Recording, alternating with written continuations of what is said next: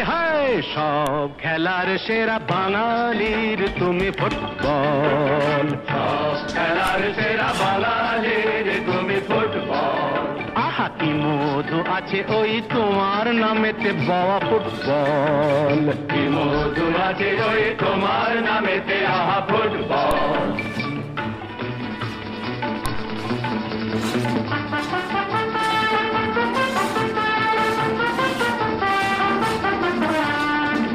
তোমাকে লাথায় রোজ বুট পরা কত পা, এত লাথি খাও তবু মুখে কিছু বলো না।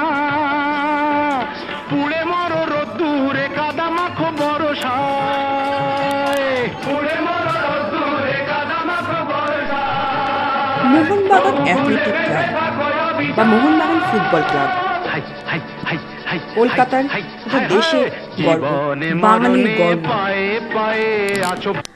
আমাদের এই মোহনবাগান ক্লাব এই সময়, আমাদের সময় হয়তো ফুটবলটা উজ্জ্বল কিছুটা স্তীমিত হয়ে গেছে, কিন্তু মনে করে দেখুন আমরা যখন খুব ছোট ছিলাম ওই 90-এর দশক বা এই সময়তে ইস্টবেঙ্গল মোহনবাগানের খেলা থাকলেই না বাবারা কাকারা জ্যাঠারা কেমন উন্মাদনা তৈরি হতো ওদের মধ্যে।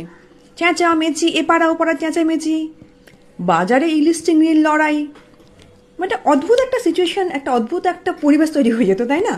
যেমন আমাদের সময় ইন্ডিয়া পাকিস্তানের খেলার সময় আমরা যেমন করতাম, ঠিক সেই ব্যাপারটা যেন ইস্টবেঙ্গল মোহনবাগানের খেলার জন্য আমাদের আগের জেনারেশনের ছিল, বা তাদের আগের জেনারেশনের তো আরও বেশি উন্মাদনা ছিল। আজকে আমি ঘুরতে ঘুরতে চলে এসেছি এই মোহনবাগান ক্লাবের জন্মস্থান, যেখানে মোহনবাগান লেন, শ্যামবাজার পাঁচমাথার মোড় থেকে হাতিবাগানের দিকে যেতে ফড়িয়াপুকুর ক্রস করেই বাঁদিকে একটা রাস্তা চলে গেছে, মোহনবাগান লেন। সেখানে এই দেখুন একটা বড় ফলকে মোহনবাগানের ইতিহাস সংক্ষেপে লেখা আছে। মোহনবাগানের তৈরির সময় কথা, তাদের পৃষ্ঠপোষক কারা ছিলেন, কারা প্রথম খেলেছিলেন, সবই এখানে সুন্দর করে লেখা। কিন্তু এই লেখা তো আমরা বই বা আমাদের হাতে এখন ইন্টারনেট আছে, খুঁজলে পেয়ে যাব। আজ আমি এসেছি এমন কিছু মানুষের খোঁজে যারা পুরনো দিনের মানুষ, যাদের কাছে আজ থেকে হয়তো 50-60 বছর আগে বা তারও বেশি আগের মোহনবাগানের ইতিহাস তাদের থেকে জানা যাবে।